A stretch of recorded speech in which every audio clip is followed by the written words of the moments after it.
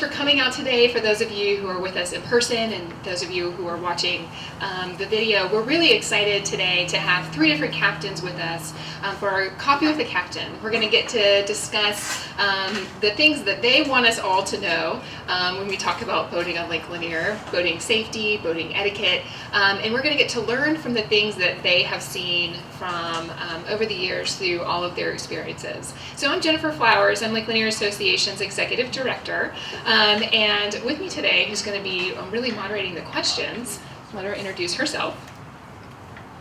Hi, I'm Sheila Davis. I'm Director of Marketing and Membership at the Lake Lanier Association, and also I'm a Realtor with the Norton Agency. We're glad to have you with us today. And so the 3 captains, I'm going to go ahead and introduce them, and then we'll have them come up and talk, and then we're going to do a question and answer time period at the end.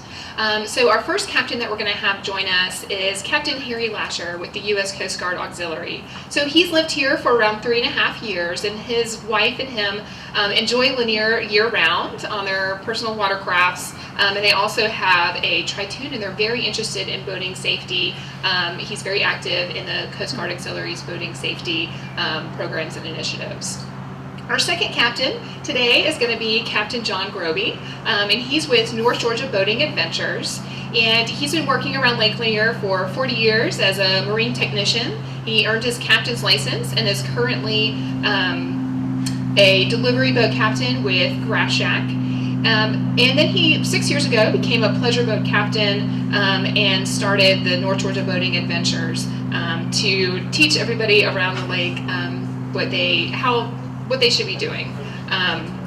Then our headliner speaker for the day is Captain Robert Estrada with TowBoat US. So he started as the general manager of Lanier Harbor Marina in 1993, and then he realized that people around the lake needed tows. And from there they created TowBoat US, and in 1996 they created a towing company, and in 1996 it became affiliated with TowBoat US. And Robert has continued to be the owner, and he's taken over 100 risk management courses, and he's HAZWOPER certified, so for hazmat situations, and he can describe that more. So we will, without further ado, have Captain Harry Lasher go ahead and come up and join us. The Coast Guard Auxiliary is a volunteer group. We're interested, just like all of you, in boater safety on the lake, and that's where we spend most of our time. I handle the Boat America course, PWC course, and so forth, register people and get them there, and we go, and my colleague here, Joe Edwards, he'll jump in and help out too, because we team on teaching the classes and so on and so forth. There's a Coast Guard handbook, and it's online if you want, and it's 128 pages, and it really talks to international plus inland.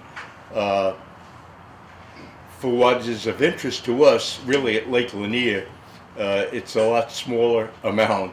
So I'll just touch on a few of the things, and then we're going to talk about common sense courtesy, if you will, on the lake, which you probably won't find in the rules book itself. This is stuff that you've seen and so on and so forth. But the navigation rules are basically when boats are coming at each other, or if they're moving in different directions, or if one's crossing in front of the other one, we want to avoid accidents. Let me make a point early on. On Lake Lanier, assume people do not know what they're doing. And it's a shame, but there's a lot of weekenders that just jump up here. Just curious, how many of you actually live on the lake? Okay, well, you know exactly what I'm talking about then. Okay, and feel free when we finish up with the question and answers and so forth to offer comments in that, so that we can help other people learn from each other. I made that point, okay. There's 2 concepts, if you will, on navigation. There's the give-way vessel and the stand-on vessel. The stand-on vessel maintains its course and its speed. Sailboats always are stand-on vessels. The give-way vessels are propeller driven or jet propeller driven if it's a PWC, and those people are responsible for getting out of the way and avoiding the stand-on vessels. Now, a sailboat can become a stand-on vessel, I beg your pardon, a giveaway vessel, if it's running its motor. But it's not as maneuverable as the larger boats, PWCs, and so on and so forth. So the responsibility really rests with the boats that have more maneuverability, more power, and so forth. Passing another boat. It is recommended typically if you're passing a boat to pass on the right-hand side of a boat. However, here's where the first courtesy thing comes in. You're assuming that that boat is looking around to see who's behind you, as well as looking in their mirrors. Oftentimes, as you know, a vessel will be going forward and then suddenly just change lanes, go left, right, whatever it is. So one of the things you would try to do is alert them that you're going to pass them. Those of you who have a horn on your vessel, one basically says, I'm going to pass you on the left. Two short blasts say, I'm going to pass you on the right. The problem is, do they hear you? And the second thing is, if you have a PWC or something, always have a whistle with you. Same thing, one whistle left, two whistles right. Again, do they hear you? Chances are they may not. So be very cautious. The other is always anticipate ahead of time that whatever you're doing, the other people are not going to respond the way you think they're going to. So if you're going to, on a head-on or something, pass way before, start making your move so that the other vessel knows what you're about to do. Don't wait till you get too close to them, because that's a chance for a collision, and we don't want collisions. Secondly, in terms of the rules, remember this: both of you, if there is a collision, are responsible. Standing there and trying to argue with DNR whether it was her fault, his fault, not my fault, falls on deaf ears. That'll get settled in a court case, and you don't want that. But remember, both of you are responsible. Crossing situations. If a boat is crossing in front of you, that becomes the stand-on vessel. You have to give way, and you are responsible for going around it. And normally what you do, if it's coming this way, you'll go to your left. Don't wait till you get up close to it. Start getting to your left beforehand. But remember, that person has the right of way if they're in front of you. And I know I got very upset when I first had one cross in front of me, but I was wrong. That person has the right of way. Let me just wrap it up at this point. If we have any questions later, I'll be more than happy. There's a lot of material I wanted to cover, but I just realized 10 minutes is really a short period of time, and we got two other captains that want to jump in here and talk. So I thank you very, very much. Thank you, Captain Haley.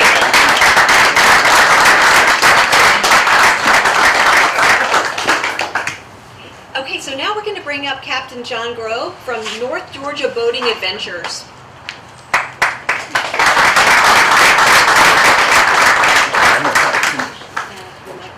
We'll make sure the microphone's on. All right. Okay, Good great. morning, everybody. Great. All right. John, you have a great story. You know, the way you started your new business, and we'd love for you to at least tell us about your story behind why you started this new business. All right. That's pretty easy. My name's John Grobe. I'm a licensed captain. I've been working on Lake Lanier since the 80s, working on different boats, different dealerships, stuff like that. I see Philip sitting back there. I worked with Philip for a few years over here at Gainesville Marina, and I got that $20 I owe you. But no, I work for Grass Shack in Beaufort, Georgia. I'm a licensed captain. I do all the deliveries for them. a little nervous. I'm a delivery captain with them. And I've come to learn that people are buying boats and they honestly don't have a clue what they're buying. They're buying a boat, it's fun, you're getting on the water, water's safe, you drink it, you bathe in it, you swim in it, you can't get hurt. They buy a boat with that mentality and it goes the other way real quick for a lot of people. The accidents, stuff like that, it's all avoidable, and they just need education is the bottom line. I had people get on the boat the other day, I was delivering the boat to them, and guys said, "Why are the lights red and green?" Oh man, he's on the other end of the curve, you know. That's so true, John, because Yeah. like you started this business because, you know, you really don't have to have a boating license unless you're 23 or younger at this point. So we see people buying boats and just getting on out there, and quite frankly, we don't even know if they've had a boating safety course. And we always recommend that to everybody. But Right. so why don't you maybe tell us a little bit about when you're teaching new boaters how to boat, you know, some of the most important things that you're trying to relay when you're teaching a new Okay. boater. I do a lot of work for Carefree Boat Club. Carefree Boat Club, you buy into it, you're buying into a club. You're not renting a boat, you're buying into a club. And what they've done is when you get into their club, no matter who you are, you have to have the online course, you have to complete that, and you have to do on-water training. I do all their on-water training for them. We set a curriculum up. This is really custom made for them, but it follows with the Safe Boating Council, the curriculum that they set up. And you can, in 2 hours, 2.5 hours, teach just about anybody how to safely dock a boat. People come to me, they've never shifted a boat into gear, they've never turned the steering wheel on a boat. And so I do a lot of that stuff, and this consistency is the big thing. You know, teach the same people, or teach people the same thing, you know. And it's worked out really good. We're putting safe boaters on the water. Like I said, some of these people have never turned the steering wheel, shifted the boat, and in 2 hours they're docking the boat. They're docking the boat without hitting anything. And typically what I'll do is I'll take them out into a quiet cove and just teach them how to handle the boat, how to maneuver the boat, how to turn it. We're all boaters. Most of you live on the lake. Everybody knows how to drive a boat, I would assume. And I think that's the most important thing is just how to handle the boat. Jennifer was asking me, what's the number one thing you teach them? And I think that's it, just how to handle the boat. If you can handle the boat in a tight cove and be able to maneuver that boat and dock that boat safely, you're going to do good out on the water, in my opinion. That and a boating safety course, so you at least know what else is going on around you. It's not like just driving on the highway when you're out on the lake. People are coming at you from all different directions. So I think as a new boater, that's probably the most overwhelming thing we see is that you're just in an emergency situation. You don't have the experience. Right. You know, you just don't know what to do. And then I take them out on the water and do exactly that. You know, now we're dealing with our boats. We're in a quiet cove, learning how to drive the boat. Now we're out on the water. We're out in the main channel. We're negotiating with other boats out there. And then I just teach them slowly the correct way to handle every situation that they come into, crossing wakes, dealing with stand-on vessel, all that stuff. So it works out pretty good. Well, definitely thank you for what you're doing, and I know there's a lot of other people out there that are doing this kind of training as well, but definitely before you get out on a boat or rent a boat, please take a course and get some lessons. So now we're going to talk about just a subject that I know is everyone weighs on all the time. It's really, as part of boating etiquette, we talk about wakes, and we talk about own your wake and wake responsibility. And I think it's a really hard concept because we're out there doing our water sports. We've got big boats, little boats. We've got someone in a kayak or a fisherman just sitting there. And that's where boating etiquette really, and courtesy, I think, comes into play. We've got our 100-foot rule and things like that. And of course, you know, we've got the World Wake Association that recommends 200 feet, you know. But this is just, I think people just need to hear more about, you know, tell us about that. And because, you know, if you're not responsible for your wake, you can, you know, damage property, shoreline erosion, you can hurt someone. And so maybe you can just give us some common courtesy techniques when it comes to maintaining your wake. All right. So your surf boat, it's all about throwing a big wave, and that big wave goes somewhere. And typically it goes to somebody's dock. When you're homeowners, just getting your dock ripped apart. Just a guy's out there with his wake boat. He paid a lot of money for it and wants to go out and have a good time.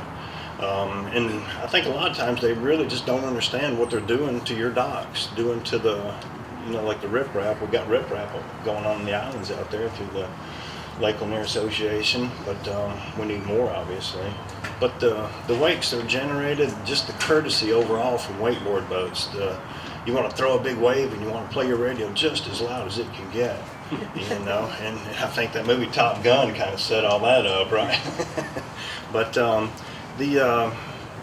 your wake, you need to be responsible for your wake, and I think that, to be honest with you, my personal opinion is the Corps could step up a little bit more on this and try to police that a little bit more in an effort just to make people more aware of what's going on. Typically you want to stay 200 feet away, at least 200 feet away from anything, docks, stuff like that. As a wake boat owner, that's what you should strive to do.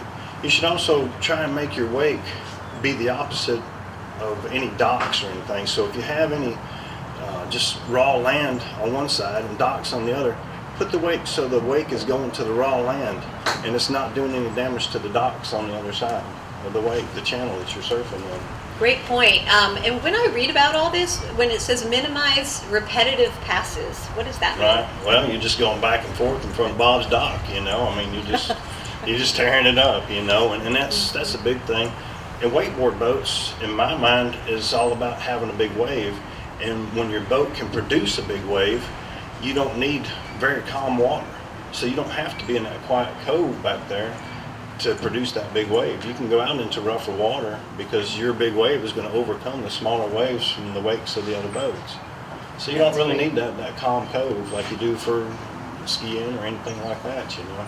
That's a good point. Not necessarily. Obviously, you want to stay where it's not too many boats, so you're not Right. falling in and it's unsafe, you know. Right. But and you know, as far as, you know, you've mentioned keeping your music reasonable and things like that. We all want to have fun, but you know, obviously, if it's a Saturday morning at 8 o'clock, you know, you want to keep it down a little bit more than you would at 4 in the afternoon. Yeah. But you know what I was going to ask you also is, like, is there a better way to, like, when one of your wakeboarders falls off the, or your tubers, is there a proper way to, like, stop, turn around? And you know, sometimes I see people just, you know, full speed turning around in a cove, and obviously it creates a lot of wake, but isn't there a proper way to do things like that where you minimize the wake? You want to, if you can, some boats you have fat sacks in them, you fill the boat up with water, stuff like that, so obviously you can't put the water out of the boat real quick to pick the person up. And you always want to do it to the starboard side so the captain can see the person at all times. You want to keep your eye on that person. But you don't have to turn around as fast as you can, you know. And that's all part of being in a proper place to start with. You know, you don't want to ski in the main channel because of traffic. But you don't necessarily need to be in that quiet cove either that's so tight that you're going to go right up next to somebody's dock and cause big waves for them. So find a big cove somewhere, you know, and just try to be more responsible for your wake. Always have a spotter. Yeah, oh yeah, yeah. Always have an appointed spotter, exactly right. Definitely. We've seen a little bit of that, but you know, always have a spotter. And then when your kids do fall in the lake off their tube, are we telling them to lift their hands up? I mean, I see that all the time. There's just kids in the water. So it's basic things, the old-fashioned way, but like lift your hands up so people can see you. Yeah, I've seen several times kids fall off a tube and dad keeps going, you know. And he didn't have a spotter or something like that, Yeah. Yeah, we definitely see it all. Well, John, thank you so much, and we probably will have some more question and answers All right, for well, you thank later. you for having me up here, and look forward to answering some more questions for everybody. Thank you. I'd like to get to aids of navigation for a moment. Aids of navigation, there's one right out there. Those that typically tell you, you know, they're either circle, square, they're a diamond shape, or a diamond shape with a cross in them. They're informational, number one, and also for regulation. The ones we see on the lake here primarily are no wake, fuel, that's an informational one, and so on and so forth. Those are the ones that help us. And one other one on a buoy, if you see the cylinder, that white cylinder up, and it's usually got black markings on it, that's typically offshore, and it's telling you don't go between that marker and the shore because there's an obstacle, maybe rocks, maybe it's sand under the water. Now you'll see people shooting between that white marker and the shoreline. When the water goes down, they'll regret it. So you got to be very, very careful, and it's suggested 100 feet, but don't go 100 feet, go a lot more, because even though it's marked, that doesn't suddenly stop. Sometimes it's gradual. The 100-foot rule, you should stay 100 feet away from any dock, swim area, stationary boat, paddleboard, anything of that nature.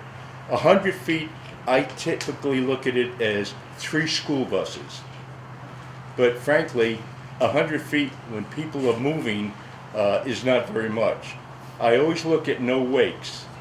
When you're coming to a no wake buoy, you don't throttle down when you actually hit the buoy. You do it before. Otherwise, by the time you hit that no wake buoy, you're creating a wake because you're speeding. And the 100-foot rule says get down to idle speed, move slowly, and when you get through, past it, then you can pick up speed again. I wanted to make one more comment to you, and it's in, you've got the Georgia law book and responsibilities and so forth. A new rule says anyone born after January 1st, 1998 cannot operate a vessel on this lake unless they have passed a boat safety course. Doing a lot of quick math, it says right now 23 and under cannot operate anything, a PWC, any kind of a vessel, unless they have passed a boat safety course. Now we're going to bring up Captain Robert Estrada, TowBoat US.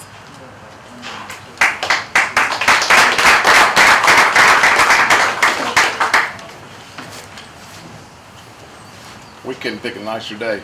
This was nice. I just came from Florida, and it rained every day while I was down there, so this is nice. Thanks for being here. Oh, no problem. Well, you heard John's story, except John forgot to tell you that he used to be one of my captains. he didn't say that. I was surprised. Obviously, in my business, I see a lot of things. A lot of good things, but a lot more bad things. I have my brain is wired with risk management in it, so every time I look out there, I always see something wrong. So that's the way I think. Most boaters, if they would think defensively and think like that and use common sense, we probably wouldn't see as many accidents as we see out here. I have a lot of pet peeves. One of my pet peeves is seeing a child without a life jacket. Well, that's why I'm wearing this, and I brought a couple of life jackets here, and I wanted to show you. I've seen children in adult-sized life jackets. I've seen an infant in an adult life jacket. That's just a waste of time. So put the proper life jackets on your children. That's just common sense. And this is a toddler life jacket. There's a big difference between the two. Both of them will just come off if the child's too small. And I think. Sorry about that. I think that's one of my pet peeves, and I got 1,000 of them.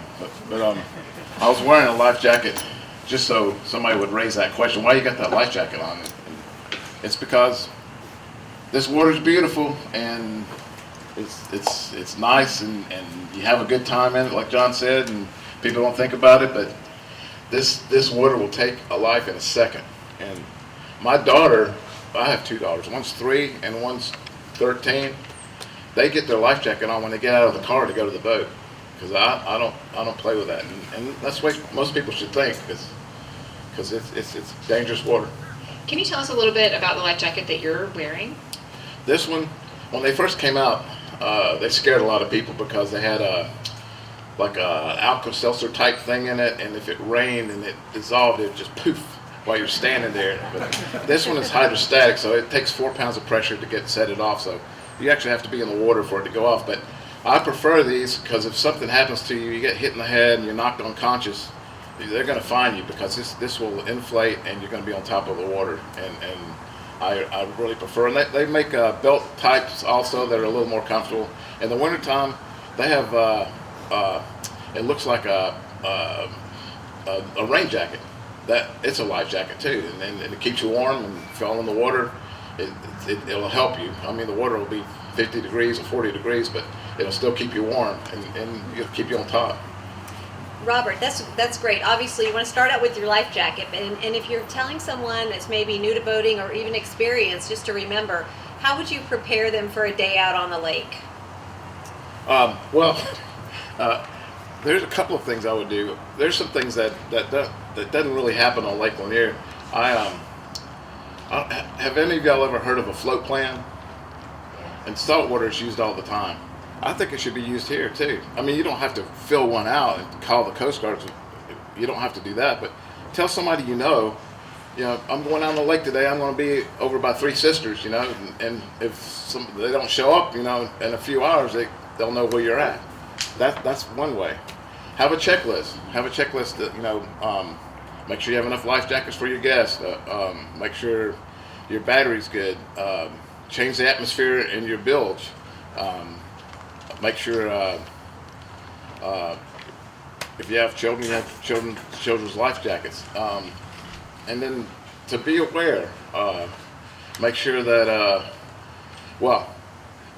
I'm a captain with a piece of paper that says I'm a captain. Anybody behind the helm of a boat is actually the captain. They're responsible for the boat and responsible for everybody that's on the boat. Go with that mentality. Great advice. Yeah. Absolutely. So what are some of the most common boating mistakes that you see people make? One of the most common is neglect. People that are boat owners don't neglect their boats, and when you go out on it and you had to jump the boat off and you still go out, chances are you're going to have a dead battery again out there. You have old gas in the boat, chances are the boat's not going to run right. If it's not maintained, it may overheat. I get a lot of action in the springtime because number one, I get dead batteries and I get overheats, and that's because of neglect. The boats weren't properly maintained. When you talk about all the incidents that you get called out for on the lake, what are the most common ones? You mentioned a few, but what are the most common ones? Anything else you see? Inexperience. I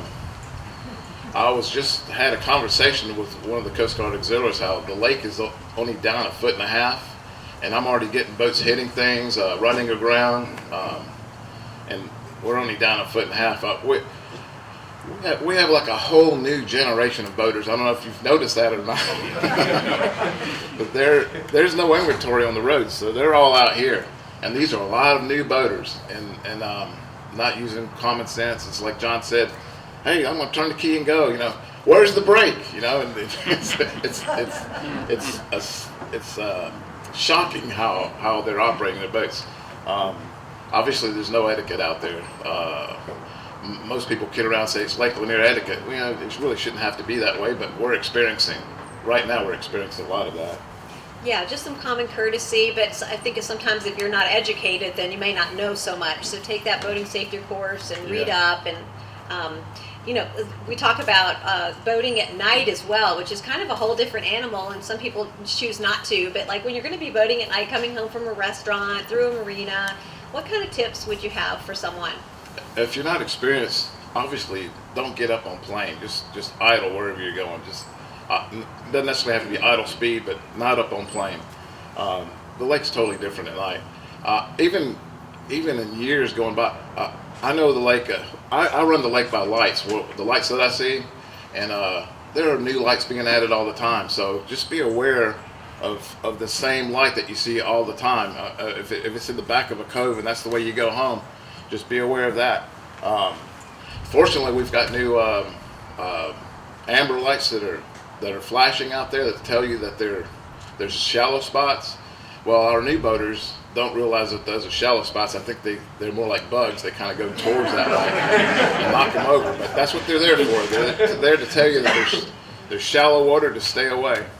And if you see a wave, that's pretty much an indicator that there's a boat close by. That's an excellent point. When I'm out there at night, and like she said, if you see a wake, you know there's another boater out there. Even in fog, some boaters still go out in fog. If you see a wake, you know he's close by, so you better make some noise. So we hope that everyone watching actually knows what they are, but John brought up a good point. What do the red and green and white lights mean? Well, they're in the front of your boat. That's another one of my pet peeves. I'm sorry about this, but people put these blue lights on their boats and all these crazy lights on their boats, and you can't see the red and green lights. Those are your side lights, and then you'll have a white light. It's either 360 degrees or it's 225 degrees. The green lights are 225 degrees. They tell you what direction the boats are going in. And if you can't see that, you don't know where that boat's going. So the best thing to do is just slow down and stay away from it. So the red and green lights are really important. They're not just Christmas lights. They're there to tell where a boat goes. You see the white light coming at you, it means it's probably coming. If you see white light moving, it's probably coming right at you, Well, right? you'll see a white light moving, but if you don't see the red and green light, you don't know what direction it's moving in. It's just going over there. And if you see a green light, you know what direction it's going in. That's a great point. Are we doing on time? I've been so just interested. I've been not watching. So I think we have a couple more minutes and we'll open up to question time. Yeah. What other kind of boating etiquette things, like ramp etiquette, boat ramp etiquette, can you suggest? Oh, man. This is from working. When we're helping a boater put his boat on the trailer, these people using the parks and stuff, they don't realize there's a no wake zone in there, and they'll just take off and jet skis go like they're like flies going everywhere, and these boaters come off plane inside the no wake zone, and you're trying to put this boat up on a trailer, it'll lift you up and move you over, and the parks are they're probably one of the most craziest places on the lake. There's 3 points on this lake that are really, really busy, and this one's not one of them. The one over by Brown's Bridge in front of Port Royale, that's a really rough area. And then Big Creek is a real rough area, and the whole creek of Ball Ridge is a rough area. That's because all these cruisers go up and down there, and they don't realize what kind of wake they're putting out, or some of them do. I've seen big cruisers smile when they go by, and they know what they're doing. And 50-foot sea ray up on plane, well, it'll kick out a 4.5-foot wake, and they don't realize that. That's a great point. So Robert, you see people waving to each other out on the lake, and it's nice. We live in Georgia, we're friendly, but there's another reason we wave at people on the lake, isn't there? Well, what type of waving you talk about? No,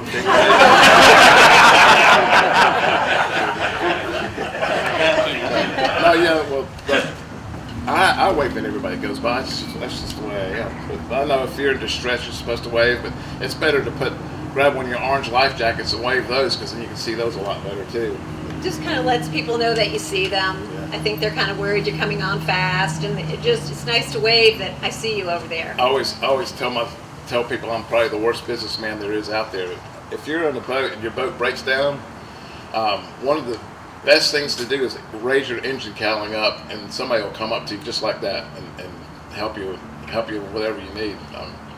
That's a great point, because if you do see someone that's stopped or in distress or needs help, is it your responsibility as a boater to stop and help them? Well, yeah, it is your responsibility, but I'm hoping that you help them by giving them one of my cards. Well, that's a great point too. If you're a Lake Lanier Association member, you get a discount. Yeah. Great point. And so I think it's time to bring John back up as well and to join the conversation and see if we have any questions from the group. I'm back. I see one from Mark over there. Yeah, on a narrow channel, my son's got a house on a narrow channel, and the 100-foot and even 200 feet thing, that doesn't work. Is there any way that the DNR or Lake Lanier Association can influence somebody to put buoys to slow people down on these very narrow channels, and you make a 90-degree left turn, for example? I've seen people advocate for a no wake zone in the narrow channel. That might be what you have to do, because it's going to take people aren't going to read the slow down. This is a narrow channel. that's right. But if you put a no wake zone, most of them will read or know what that is. Yeah. But I understand his problem. I've seen it. And a lot of times the skiers and the wakeboard boats like those narrow channels. That's even worse. That's true. My question is that explosion in the wake boats, new wake boats, and could we have some kind of brochure or piece of paper that boat dealers can use to go the 200 feet and kind of tell them more about how to navigate right from the new boat dealer that's selling the wake boat in the first place? That's a great point. The question was, can we get more education out there to the new wakeboard boat buyers or people that are buying new boats about the 200-foot recommendation when you're out there on the water? More education about that. That's a good point to bring up. The biggest thing that I see is when a guy buys a new boat, he's worried about where he's going to put his drink at. He's worried about filling it up with his stuff, his jackets, this, that, getting his buddies on there. And when a dealer's telling them these different things and giving suggestions about your wake, controlling your wake, being responsible for your wake, they're not listening. They're hearing it, but they're just not absorbing that information. And typically it just in one ear and out the other. When you get in a new boat, I'm sorry, but that's just how it is. I've seen it a million times over. And again, that's why I say I think the DNR really needs to step up and start enforcing the whole "you're responsible for your wake" thing. And I think that's the only way that this problem is going to ever end. Thank you. I got a little story to tell you. I started pretty early on this lake, and I was a witness to some of the first wakeboard boats that had put a pole on their ski pole. I was a skier, a slalom skier, and when I came out, I'll show you how smart I am. I said, that'll never work. That's going to go away in no time. Now look at it. It's not going away. So obviously something has to be done. Yeah. Just remember Depending on which way the other boater probably doesn't know the rules of the road. So just avoid the collision altogether. Well, you coming from saltwater, you probably noticed that nobody does anything like that. Nobody stays to the right of the channel here.